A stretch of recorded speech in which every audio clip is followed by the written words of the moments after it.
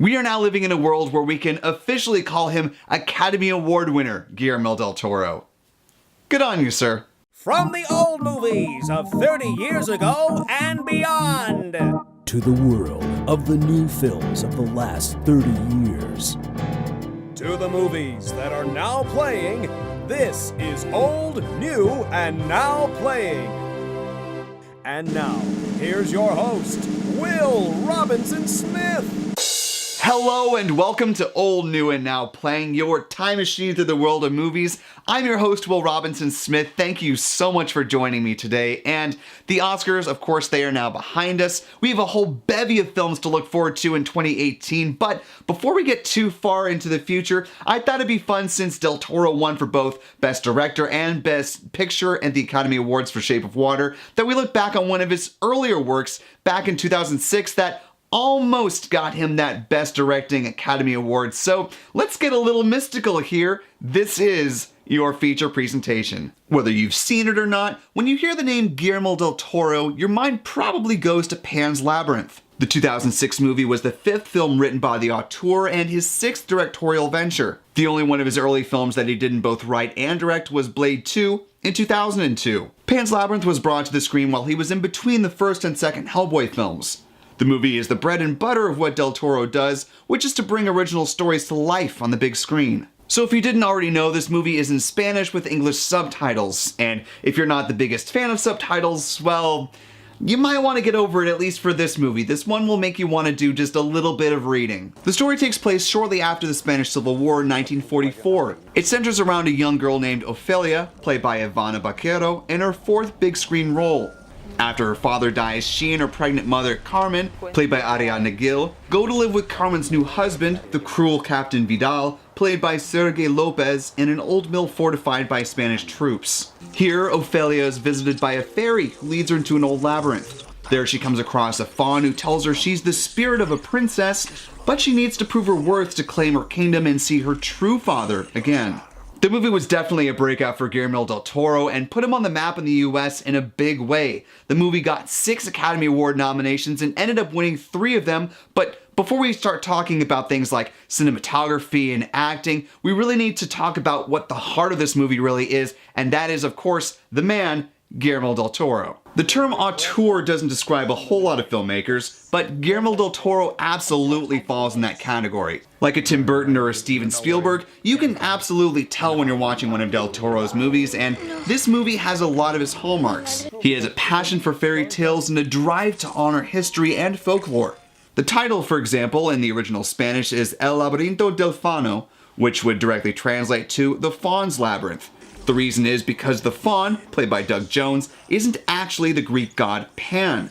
However, Pan was thought to be more recognizable for English audiences. Del Toro poured years into this project. On the Criterion Collection special features, he talks about jotting down early concepts and sketch ideas for the movie starting back in the early 90s. He was also a huge financial backer on this film because he was unwilling to compromise on his vision. When the film came out, he told the British Film Institute magazine Sight and Sound that he gave his salary from the movie to the production of it. At the time, he said, "Shooting Pan's Labyrinth was very painful, but it also became a war about me not compromising." In an interview with Variety last year, Del Toro said he did the same thing with The Shape of Water. So let this be a lesson to the studios. If you actually let Del Toro be Del Toro, he's going to A, probably make a good movie, and B, he might get you into the Oscar conversation. So, yeah. Part of the reason Guillermo was so gung-ho on having things his way in this movie is that he felt burned by interference in the past. In his previous Spanish language movie, Devil's Backbone, he described the subtitles as being, for the quote, thinking impaired. So to avoid that this time, Del Toro decided to write the English subtitles for Pan's Labyrinth himself. Del Toro also talked about having bad working relationships and compromising producer interference with his first Hollywood feature, Mimic, in 1997. During last year's BFI London Film Festival, Del Toro recalled hating the process with the Weinstein Company in no uncertain terms, saying, "I have got to tell you, 2 horrible things happened in the late 90s. My father was kidnapped and I worked with the Weinsteins. I know which one was worse. The kidnapping made more sense. I knew what they wanted." Contrast those experiences with Pan's Labyrinth, where he actually got to write, direct, and produce the film. And he also happened to bring along a few familiar faces with him for this production. Spanish composer Javier Navarrete composed the score for both this movie as well as The Devil's Backbone in 2001. However, the two most significant people who returned for this project are Mexican cinematographer Guillermo del Toro and Indiana-born actor Doug Jones. Let's start with the former. The tale of the two Guillermos goes back to Del Toro's first feature film, Cronos, in 1993. He's been the cinematographer for Del Toro in 6 out of his 10 feature films. And before you ask, no, he was not the cinematographer for The Shape of Water. Someone was not paying attention at the Oscars. That was actually Dan Lawson. He was nominated this year for Best Cinematography for Shape of Water. He also worked alongside Del Toro on Mimic in 1997 and Crimson Peak in 2015, but I digress. There are some really cool things that Navarro does in Pan's Labyrinth that really help you understand the world. For example, whenever Ofelia and her mother are featured, the color scheme is warmer, often with a yellow tint. Conversely, when Captain Vidal is on the screen, the colors are a colder blue, and in mystic moments it can often appear green. As the film goes on, the colors start to cross over with one another. Other visual Easter eggs which subconsciously help to flesh out the world are having the faun's horns carved into certain parts of the architecture. One of the key elements that really helps bring Del Toro's script to life are the actors that he chooses to inhabit this world, and of course that brings us back to Doug Jones. Doug Jones the actor, not the Alabama senator. Jones is a character actor who's been in dozens of projects, including several with Del Toro going back to Mimic. You may not recognize his face, but you'll probably recognize his work as Abe Sapien in the Hellboy films and as the Amphibian Man in The Shape of Water. Here, Jones is pulling double duty as both the pale man that is truly the stuff of nightmares. Thanks, Del Toro. And the faun who advises Ofelia. He brings a unique physicality to both roles and a lot of character. It was for that reason that Del Toro didn't just want anyone in these costumes, but a great actor. In fact, as the only non-Hispanic person among the cast, Jones used his 5 hours each day in the makeup chair to help himself learn Spanish so the faun could be more authentic. Ultimately, though, Del Toro had him dubbed with a native Spanish-speaking actor instead. Ivana Baquero was the other main standout in this film to me, which is good considering that she's, the lead. She does a nice job of weaving between the real and the fantastical and grounds them both. She has a sense of wonder about her that allows you to believe that both worlds have real stakes, even if you're not entirely sure that the fantasy elements are in fact real.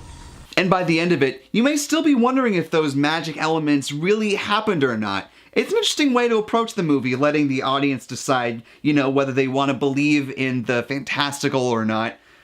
That said, Guillermo has actually said publicly what he thinks about the magic and whether or not it's real. But I'm not going to tell you what he said. You'd have to look that up for yourself, if you really want to know. My only qualm with the movie is that it does feel slightly sluggish at times, and some of the side plots are somewhat forgettable. However, there are great side characters like Vidal and Mercedes, played by Marble Verdu.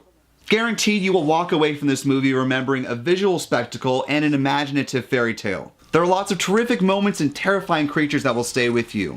And for all those reasons, I would say Guillermo del Toro has created one for the ages, even making its way into the collection 1001 movies you have to see before you die, and I would agree.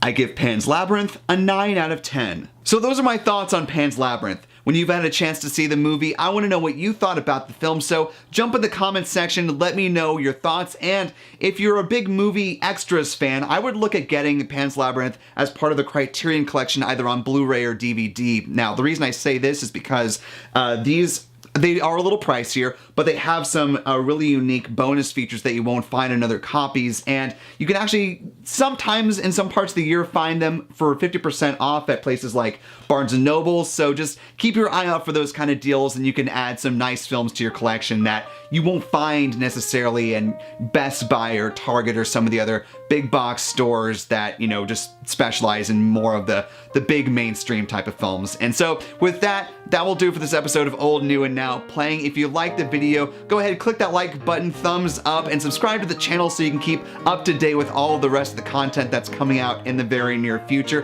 Head on over to the Facebook page where we have even more discussions about films, things that are coming up on the channel, and all the like. We can talk all you want to about movies over there. So thank you. I hope you have a wonderful weekend, and I will see you next time.